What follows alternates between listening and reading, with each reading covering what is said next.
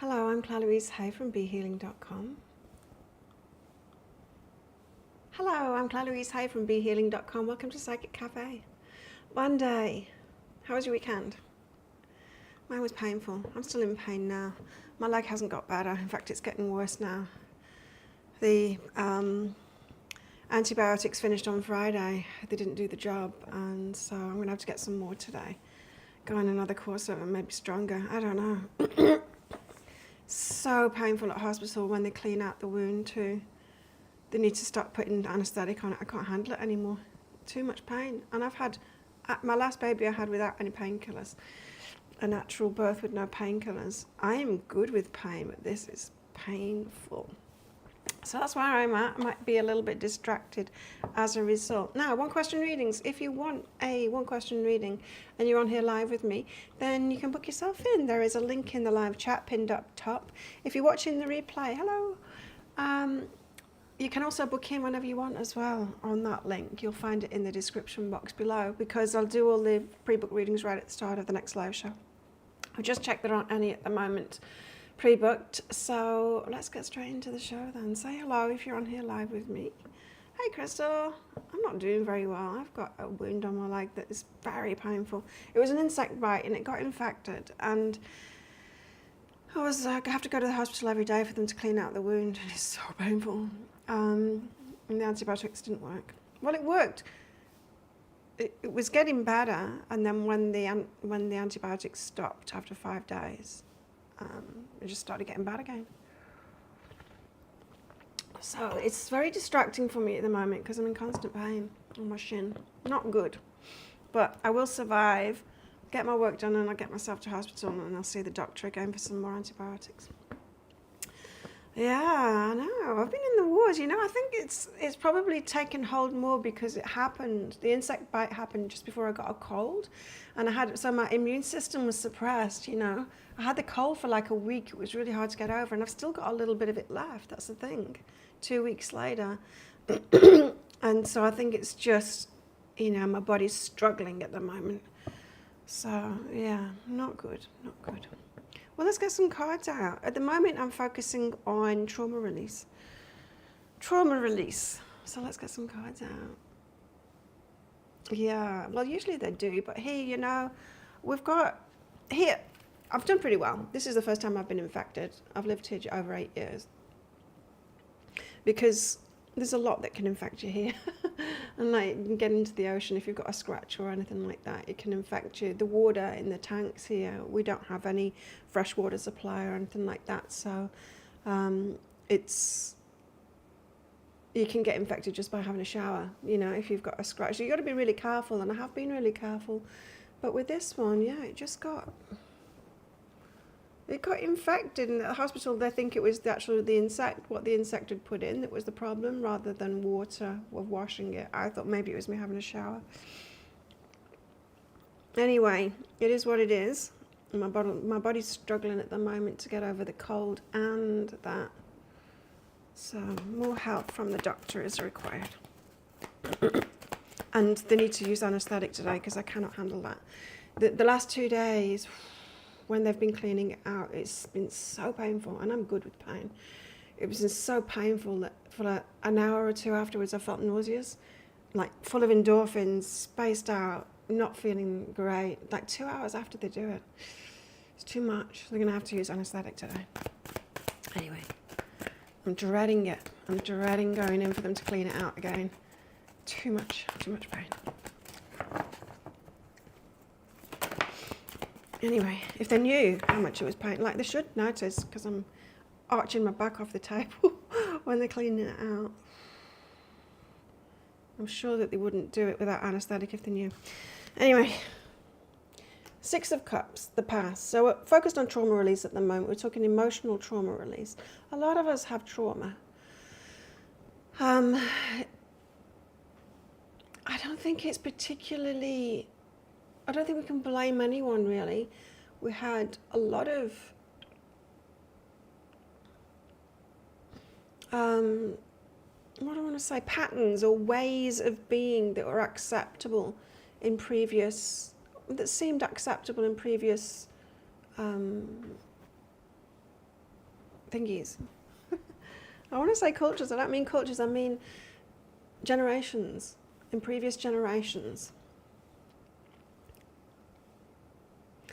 And although not good, when we know better, we do better, right? When we know better and we've healed ourselves, we do better. Let's put it that way. We can fall into old patterns, and we can end up doing the same thing, the things that we don't want to do. Like I talked about it a little bit today in today's tarot, of passive-aggressive. That was a big thing in my family, passive-aggressive, and I can slip back into it. There's a part of me when I'm not feeling particularly grounded or happy, if I'm feeling wounded by somebody, then there's a part of me that can slip back into that. I don't act on it anymore. I used to. I don't act on it anymore. I'm aware of it now when it comes up. It's like, no, I'm not going to send that passive-aggressive text. You know what I mean? It's like sometimes as well, I had a very judgmental family too, and so sometimes that word, that voice of judgment can come up in my mind as well. Call it my mother's voice, you know, when it's cutting and it's judgmental about somebody. It used to come out of my mouth. Doesn't anymore. But my point being, when we aren't healed, we're more susceptible to playing those things out. Because it used to come out of my mouth, you know, that stuff, it used to come out of my mouth, and I used to send those passive-aggressive messages. But that was before I was healed, you know, not that I'm completely healed. But we're always a work in progress, right? But the more grounded and even and happy in myself and loving myself that I am, the less I need to act on those things. But that voice is still there. And in weaker times, it does come through more. So 6 of Cups, we're looking to the past, which is where it came from, right? The 5 of Swords and battles. So stuff that hurt us. Look, she's got his heart there. He's piecing it back together, sewed up his heart hole there. It's heart healing. When we had our heart ripped out in the past, that's what I was talking about. Now,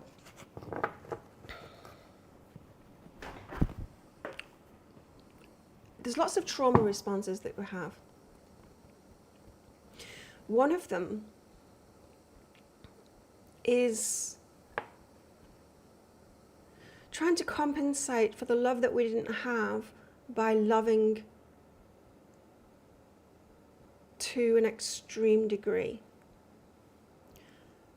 This is why we see so much codependency in empaths. This is why we see empaths coming out of trauma. 2 is we try and compensate by being what we didn't receive ourselves. We try to give out what we haven't received ourselves, and we know that we can't give from an empty cup, but we try. And there's this something about heart healing here. You see, someone's ripped his heart out. So there's trauma in the past that has ripped your heart out, and you might be compensating by being loving, overly loving. How can we be overly loving? Like I said, we can't give from an empty cup. And I used to think that I was loving really well before I was healed. Now I don't offer as much as I did before, but the love that I do give is cleaner. I have friends that haven't healed themselves, that are still in that place, and they, on the surface of it, appear very loving and giving, and they are, it's in their heart, they are really good people. But because they're not looking after themselves, and because they're not healed in themselves, not looking after themselves, loving themselves first, not filling their cup up, the love falls short. So like recently, ex-boyfriend saying he'd be there for me, you know, if I needed anything while I was sick, to let him know, to give him a call. I called him, he didn't answer the phone. Of course he didn't answer the phone, because he's not really there. That's the thing, he's not really there because he's an addict, you know, so that's how it's playing out with him. His heart's in the right place. He's a loving man, loving nature. But to be there, to actually be present, no. And I look back at myself as well when I thought I was being really loving and giving and really open, and I was really open, had my heart wide open. I was compensating. Wasn't really letting the love in. I wasn't hanging with the people that could love me, that were offering a clean kind of love. I was with the wounded people that were all doing the same thing because I resonated with them. So my point being, I can look back and see how that overcompensation wasn't working. It wasn't doing what I thought it was doing. And this is what happens with trauma, is that we try and compensate and we try and give what it is that we haven't received ourselves. And like I said, you can't give from an empty cup. So there's got to be that balance in place, and there isn't that balance in place when we've got this trauma. So we try and patch our heart back up and compensate for it, but it doesn't work. And then we heal ourselves, we get to this place of self-love, and then we're like, why am I struggling so hard to let people love me? That's the issue, that's the problem. Love received, love received, it's different. Allowing ourselves to receive love, it's different than giving it out. Painful. Enter the pain, and it causes a lot of pain, right? Ten of Swords. It does, it causes a lot of pain. So we're talking about the end of that pain. Ten of Swords can be a painful ending, but it's just the way that we see it. You know, it doesn't have to be a painful ending, but we can end the pain. It's hard to. I'm saying it's hard to. I'm thinking of distancing myself from those people, because a part of me still resonates with them so much. But then when I look to my new friends that don't have that stuff going on, much cleaner. It is much cleaner, and I can receive love from them that's got there's no to it, there's no cling to it, there's no emotional attachment to it. I'm talking about emotional attachments today as well. In today's tarot, about how we have these cords from our solar plexus. I see them, I feel them when I'm doing energy healings. We often have many, but it's the emotional attachments. It's not our connection with people, it's our emotional attachment. So when you're attached to someone, it's like a clingy energy. It's an emotional reliance on someone. There's a bit of ickiness in it, you know. It's not open and free and easy and come and go kind of thing. It's an attachment. It's like grabbing hold of someone and saying you're mine, you know. It's that kind of thing. So there's always an emotional murkiness behind it. Not in a bad way, you know. It can be, I'm hurt, so I need you. I need the love that you give me, that kind of thing. And it's good to release those emotional attachments, which we can do with cord cutting. Oh. And cord cutting, you can do it yourself. There's probably YouTube videos taking you through it.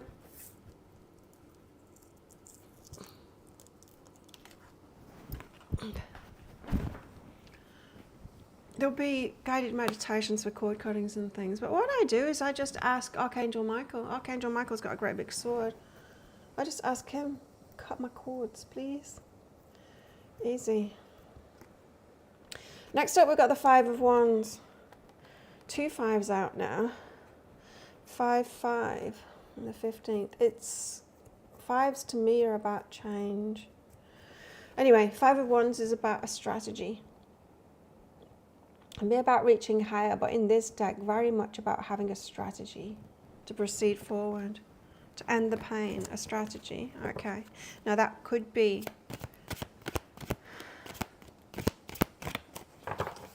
therapy. That's a good strategy. I didn't get therapy for many years, and I wish I had. However, it would have served me best had therapy been available to me in the 80s. It wasn't available in the 80s. Not that would have been helpful to me. We've come a long way with this kind of thing, a long way. So if the resources that we have around therapy now, and even in the last 10 years, were available to me as a child, oh my God, my life would have been so different. Well, I don't know though. I would have been taken into care, that's the thing. And would it have been so different? I don't know. Anyway, we've got to have a strategy now. It could be therapy. Your strategy is going to be different for all of us, what we need and what we're going to respond to as well. It's funny, when I got therapy, my friends, when they met her, my therapist, because she used to come and visit me and we'd go and sit in a cafe or something, meet up. Or she'd come round to my house. Anyway, my friends met her. And because she was a very soft woman, she's very quietly spoken, very soft woman, nothing like me. I'm a strong woman, you know. She was nothing like me, and my friends were like, I don't think this is the right therapist for you, Claire. She's nothing like you. But she was brilliant. She was exactly what I needed, in that she was so different than me. She was very gentle with me and got me to see things from that place that I hadn't seen, you know. My response to the trauma was to toughen up, to get strong, which many people do, right? So many trauma responses. See it in so many people, but so many brilliant people too. In fact, can you be brilliant without it being a trauma response? Probably not. It sends us to extremes and gets us to do extreme opposites, which can be a really good thing. It can push us to new limits. It's like I've been saying in these readings, is that a lot of you are following me. You're getting ready for an amazing relationship, because that is what you desire from having relationships that have really not been that at all. Quite the opposite. Trauma, it gives us a desire for something much, much better. A desire so strong, other people don't have it that haven't had the extreme experiences that we've had.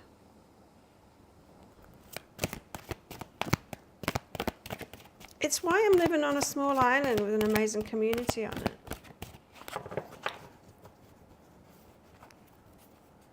I mean, there's not many people that would do that, right?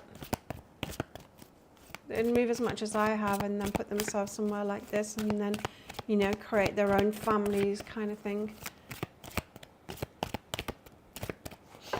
I see it as a blessing and a curse. And I see people that have had more loving backgrounds and stuff like that, them the same as a blessing and a curse, because a lot of them, they don't do great things in their life and they don't move and they don't follow their passions and stuff like that because it's kind of good enough where they're at. And they would have to leave too much behind to do that. And I get that. And so it's a bit of a curse for them. Or a blessing, though. I'd much rather have that. I'd much rather have received love and not want to give it up, you know, to do great things. I'd much rather this wasn't my gift, to be honest. It is my gift because I had to go within so much as a child to survive what I went through. And so that's how I developed this gift, because I had to. But I often wonder who I'd be without it. Not without the gift, but without having gone through what I've gone through. Who would I have been? Who knows? It doesn't matter really anyway, asking that question. It doesn't matter because we are a result of that. Parents are a result of what they've been through, you know. We're all a result of what we've gone through. So we need a strategy. The world. I need to read this one out. Is it just me and Crystal today? Stick around to the end because I'll be pulling out one of these, the Secret Manifestation cards by Rhonda Byrne for everyone that does. If you want a one question reading, book yourself in. Okay, we're talking about the strategy and the world card. Let's read the world card and see what it's trying to tell us here. A bit distracted today because I'm in pain. The world. And I don't want to take a painkiller. I've been taking painkillers for like 2 weeks now. It's ridiculous. Not all the time, but I'm over it. I'm over the drugs. World. On this card, we see a woman who's traveled great distances, making her way around the world and out to the universe. Her journey complete, she's reached the end of a major life cycle. The earth dress she's wearing and the planet she's holding represent the points of experiences she's achieved. Wow. Hello, HV.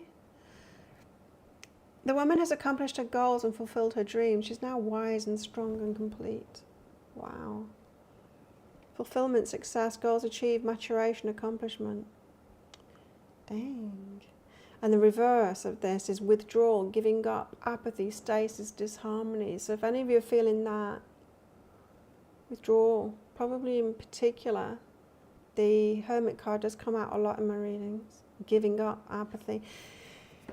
You know, it takes a long time to heal yourself and to turn things around and to manifest things differently. It does. But there seems to be a positivity in this. The World card about end of a chapter, start of a new chapter, and not giving up, not having the apathy and giving up, keeping on, you know, yeah, keep going. You see, Knight of Pentacles, could be slow going, but keep on going, it's going to be worth it.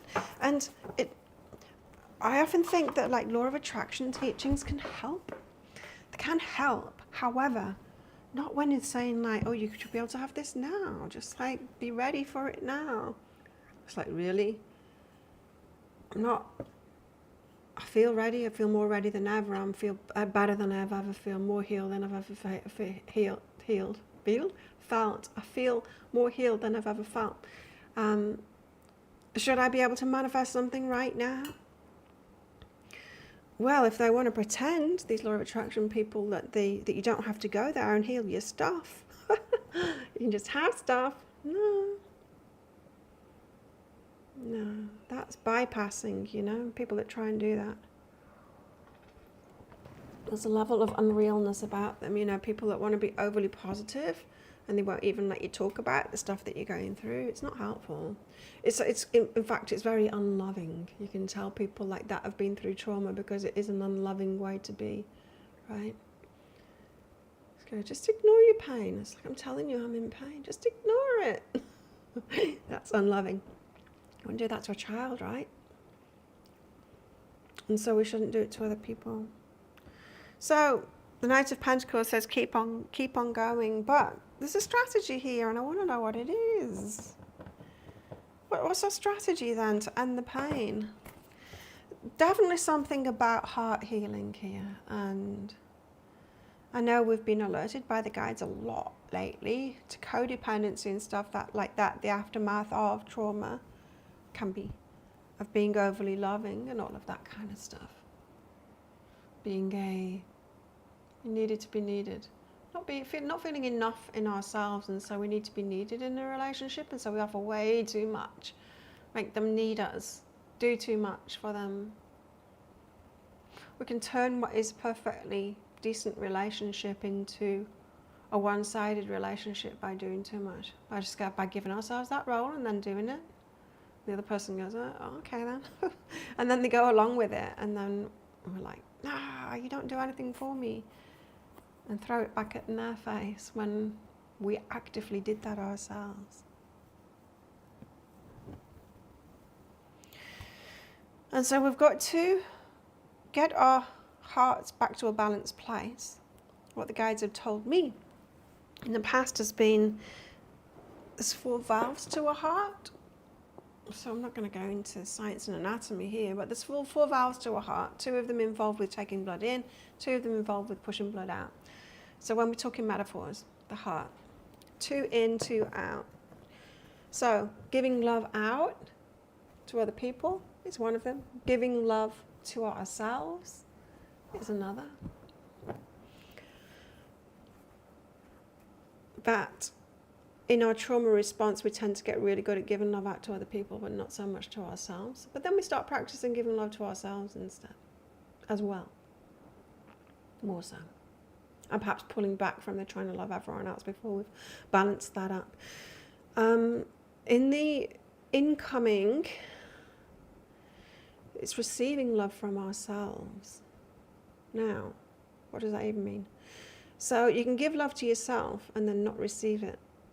And how do you not receive it? Well, you don't take it to your heart, you don't stay present with it. And so you could give yourself something but then negate it, you know. ignore it or just not be present with it. So you could tell yourself that you love yourself, and a little voice inside of your head goes, no, I don't. Or put it on more practical terms, you could, you know how we deflect compliments, you're probably doing it to yourself. On more practical terms though, things like giving yourself a treat, giving yourself some time off, but then you fill it up by doing things for other people or doing horrible jobs or something like that. You don't allow yourself to actually receive that. You could get yourself a massage, but you don't relax on the table and really enjoy it and are present with it. You're thinking about, you know, what you need to buy for dinner and stuff like that. So receiving is being present with it, just being present and allowing yourself to take it to your heart and fully receive it and give thanks. It's not about giving thanks, it's about feeling loved by something. And so you can do a lot for yourself. And we see this, like you see it playing out. There's people that appear to really look after themselves, or they could be doing a lot, to take care of themselves physically, but they're really hating themselves at the same time. Do you know what I mean? It's not received. They're trying to do what can be seen as self-love, but it's not really hitting the spot. It's not really being received. There's something about being present, which is why I think a spiritual pursuit, spiritual practice, more than pursuit. We're not looking for truth, we're looking to actually practice that, to practice being present, whether it's prayer or meditation, to actually practice it, not just know the theory, but actually practice it. It helps us to be more present with it. And then we've got receiving love, the fourth one, the fourth chamber of the heart, receiving love from others, which can be really difficult for people that have been traumatized, because there's trust issues and there's all kind of things in the way. Someone does something nice for us, we cry if we can even let it in a little bit, otherwise we run away. We're like, I don't think I can make it, or we sabotage, we get sick. Right?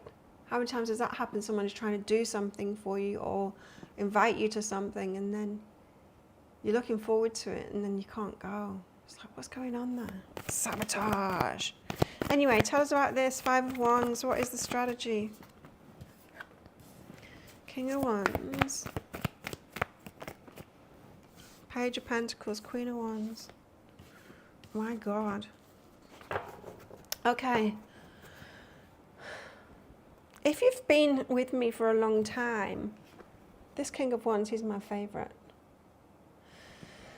Okay, we've got the Queen of Wands here though, but just as I've been saying, a trauma response can be to get very strong, very busy, right? So we've seen it. It has been in society lauded and applauded. You know, it has been that whole like, who needs sleep? You know, if you're a really great person, if you only have like 3 hours sleep a night and you work so much, and you're like, you're fantastic. And now we know it's not true, hey, because we need to sleep. It's like antithesis of self-care, not getting sleep.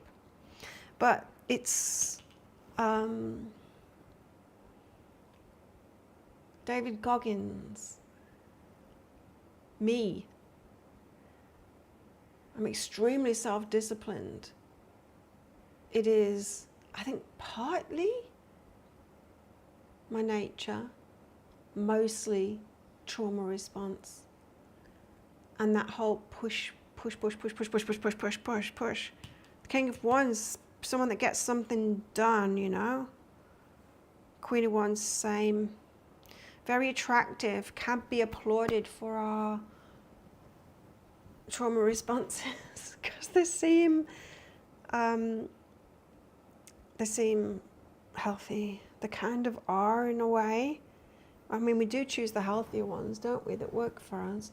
Continue doing those until we're like, hang on a minute. So what is the strategy? The universe steps in saying, you're going to meet someone that's just like you. Isn't that the way it works? Hi Karen, haven't seen you for a while. Isn't that the way it works? So the universe steps in, brings us someone that's just like us to show us a maladaptation.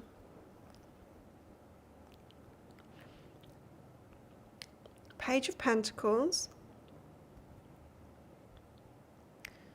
is a small offer. It's a meeting. It's something tangible. You meet somebody. Probably sabotage it. Probably both sabotage it, in fact. However, someone that's going to mirror a trauma response that you've got. And as usual, we'll see it more clearly. We see these things more clearly in other people than we see it in ourselves. And it's hard to get through the ego. The ego wants to go, I've not got that going on. Not me. But we do. That's the thing we do. So that's the strategy. That's the strategy. Is the universe has got a strategy to get us to see it. It's the way. It's what happens. It's what happens. It's always the path to what it is that we want is learning about ourselves, right? Getting to know ourselves more. This is saying that there's still trauma responses there. And we're going to be shown. We can be shown in different ways. Something can come up in a reading. Can make us, give us an aha, give us some clarity on ourselves. But we're talking here about trauma responses that seem healthy, and we want to claim it as just being a part of ourselves. It's just like, it's not really. It's actually keeping your heart closed to the love that it is that you want. And in order to let that love in, you need to see this trauma response. You're going to see it in someone else more clearly and then apply it to yourself.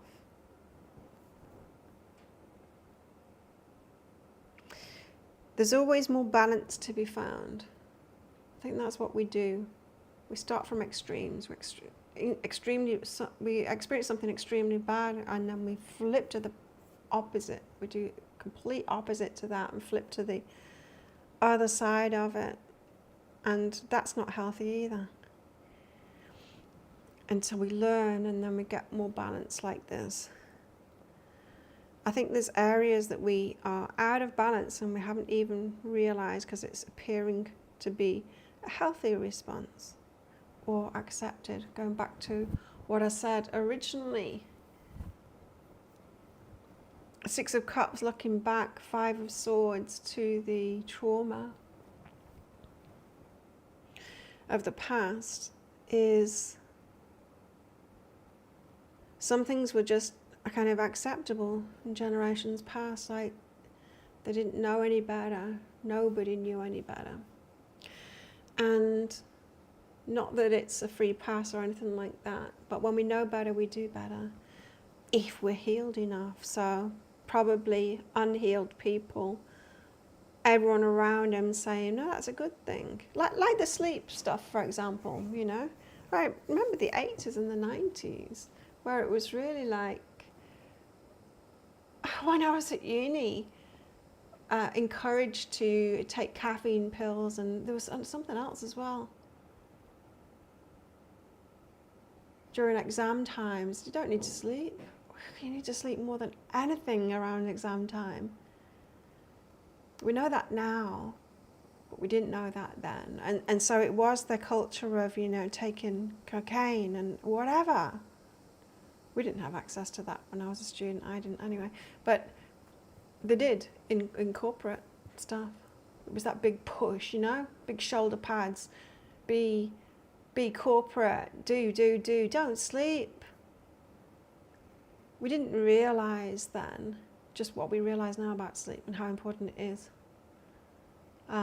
So it's that kind of thing. It's that when we know better, we do better as long as we're healed, right? And so you're healed enough to a point where it's like, sleep is really important. In fact, I'm going to get it.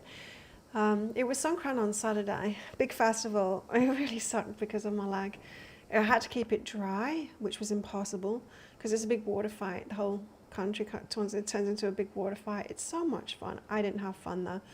And I still needed to go to hospital, and it was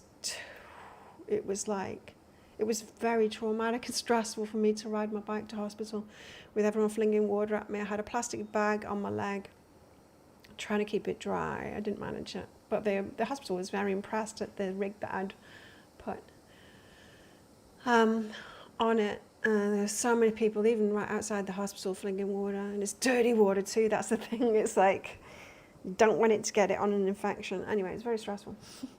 My blood pressure was through the roof when I got to hospital. Unsurprising. And then they did the whole painful procedure on me. And so I was full of endorphins when I got out, taking deep breaths, like, oh, hell, now I need to get myself to the gym because we were having a celebration at the gym.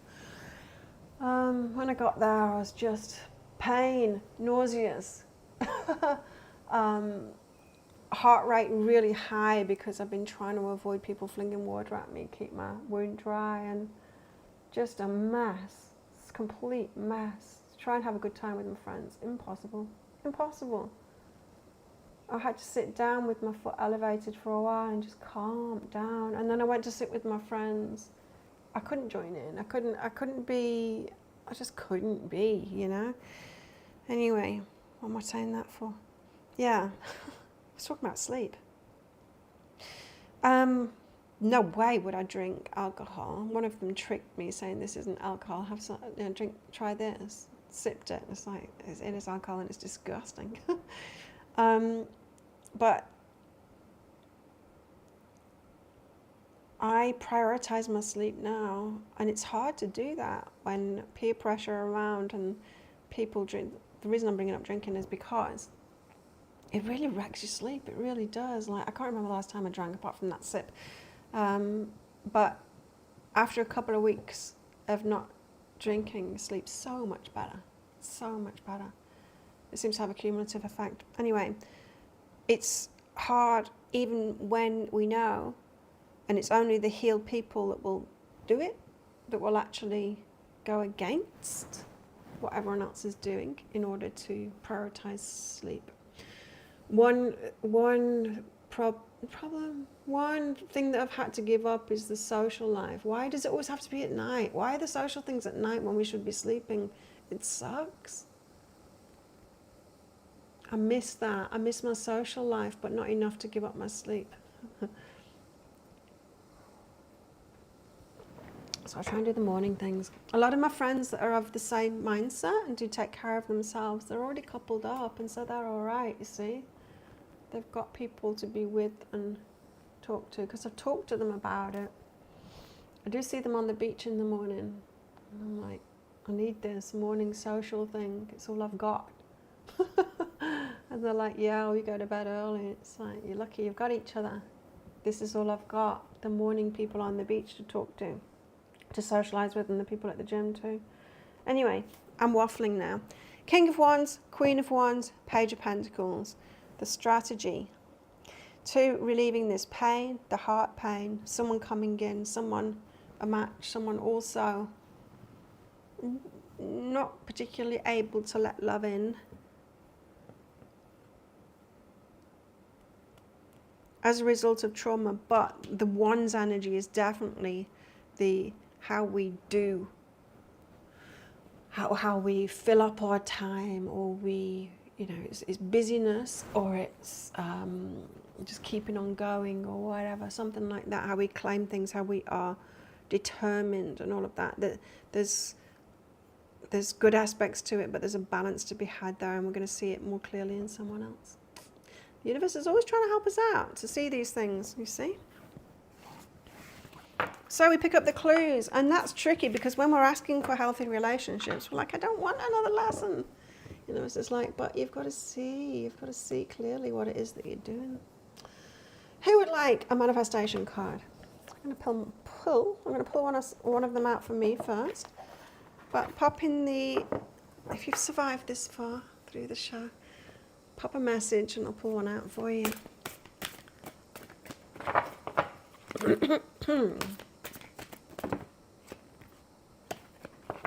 One for me first. What do I need to know? The sun's coming through.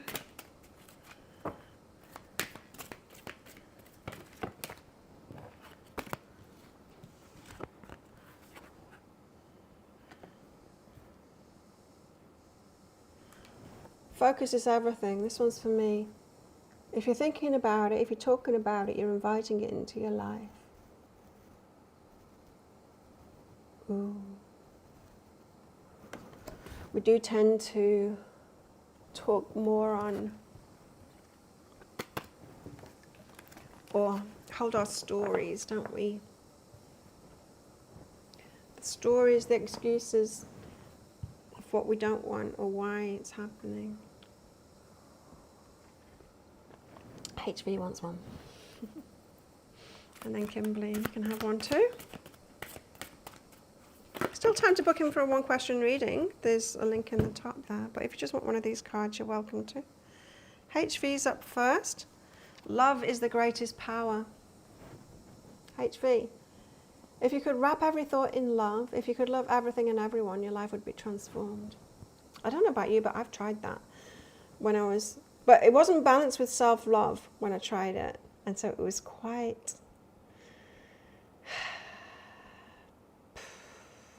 misdirected. I became it's just choosing the wrong people.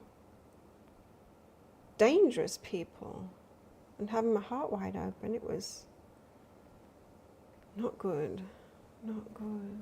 So, but it's got to be balanced up with self-love, right? So wrapping every thought about yourself in love. Love yourself and everything about yourself. Your life would be transformed. That was for you. I've got to turn it into self-love because I know the people that are following me are not the ones that have trouble loving other people. It's the opposite. The sun's up. It's that time of year where it shines right on me. On the floor. Kimberly. Kimberly, what about Kimberly? What does Kimberly need to know? Kimberly? Perfect health is yours. I need this at the moment.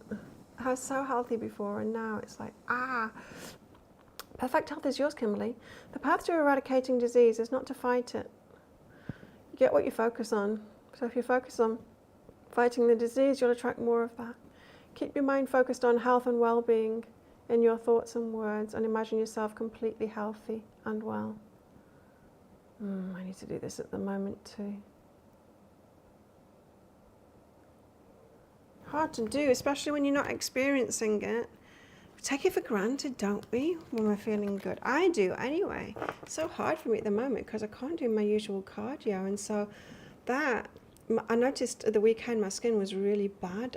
It's because I'm not sweating. I'm used to sweating and doing cardio, not every day, but like at least 3 or 4 times a week. And so my skin isn't turning over. So I sorted it out. It's looking better now because I sorted it out at the weekend. I got myself to sweat. I sat out in the sun and stayed out and sweated it out. And when I did some weight training in here and did it in the heat and didn't have usually I put a fan on me because I don't want to sweat that much. But used some exfoliants and stuff and it really did help. But usually I feel fantastic and at the moment I'm really not feeling good. It's not good. You take it for granted. You've been unwell lately. It sucks, doesn't it? I hope you feel better too. It's hard. I'm used to and I know, I can tell because the cold and then the infection means that I can't do what I usually do, and I'm not going to be able to because it's right on my shin. I'm not going to be able to kickbox for a while until it's completely healed.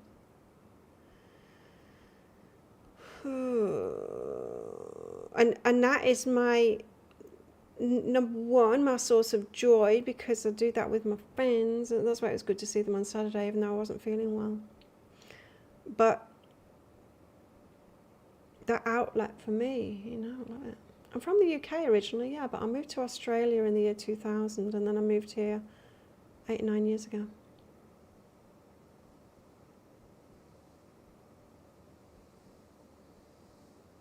You're in Australia, Kimberly.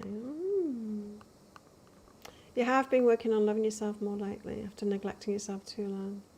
That's what we do. You see, and that's what I realized, you know, and I was saying about we love other people too much, too easily, too well, and we neglect ourselves. It's when we've been neglected, right? And we think, like we feel exactly what is lacking in us, but we project it on everyone else. It's like, there's a lack of love in the world, so I need to love everyone else more. And then when we realize, oh my God, it's me that's not received love, it's me that needs that, it's quite alarming. We need to give it to ourselves, right? You just moved over. Too hot. Whereabouts are you, Kimberly? I moved to Byron Bay. I lived in Byron Bay. I had a shop there doing my readings and stuff. I was Byron Bay neurotherapy, and then it turned to be healing. And then I moved to the Gold Coast. Byron got a little bit too much. Hippie. Just the whole, you know, conspiracy theories, nut jobs there. It just got too much for me. I needed to get somewhere where there was more normal people. In Queensland, yeah. And then I moved to the Gold Coast, and then I lived on a yacht. And then I lived on Magnetic Island and Port Douglas. I just kept on getting hotter and hotter and hotter and hotter. You're in the Gold Coast. I was Runaway Bay. Whereabouts are you? And then Main Beach. Moved to Main Beach. Where on the Goldie? It's very hippie-ish there. Nimbin is ridiculous. Nimbin is the saddest place I've ever been to in my life. If you're not healed and you want to see like the extremes, if you want the mirror of the extremes of people that are unhealed and destroying themselves, Nimbin is it. It's full of junkies. It's terrible. Oh, you met your boyfriend on Magnetic Island, North Gold Coast. Maggie, yeah, I lived there 8 months because I broke up. The guy, I was living on a yacht with my boyfriend, and he cheated on me, so I left him, which is quite something when you live on a yacht. But luckily, I had made friends with people on the island there, and so I had the safety net of people around me there.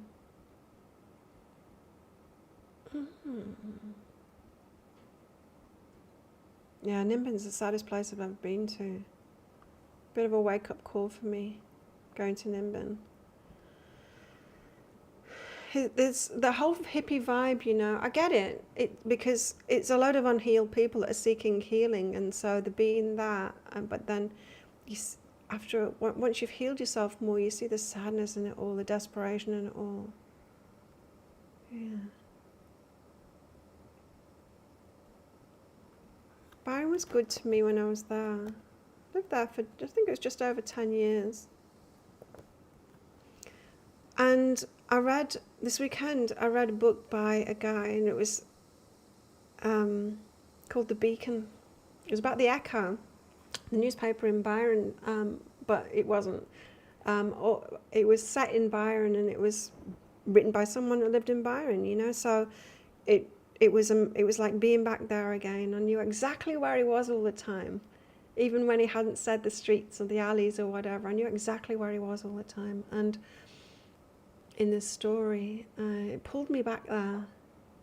It's cool. Haven't been to Runaway Bay. It's just, you know, it's nothing special.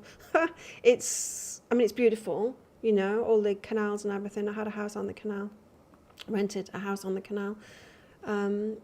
Yeah, but it's, you know, it's Burbia. There's nothing really to go visit. You can go and have a look at the houses there. Pretty amazing houses, but yeah, it's just the burbs. Well, there we go. Good to connect with you, Kimberly. Let's do this all over again in 2 days' time on Wednesday. Thanks everyone for coming along. I'll be putting a pick a card read out later on my channel. Check that out. That's going to be tarot, full Celtic Cross tarot spread, because I've already done it. They are beautiful. I had a really amazing one. It's gorgeous. It had just been renovated. Beautiful big place.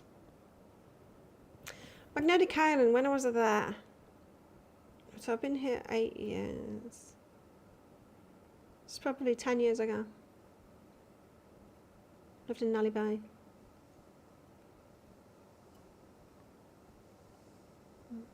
It was good. I found not really for single people. It's not really a place to live for single people. I mean, when I was there, it was old people, retired, and young families. And some of my friends had young families, pretty much like I've got here. But here, you see, there is more of a single element. There's a lot more going on here for a single person to do. This is the same size island, different shape, same size island. You stayed in Nelly Bay too.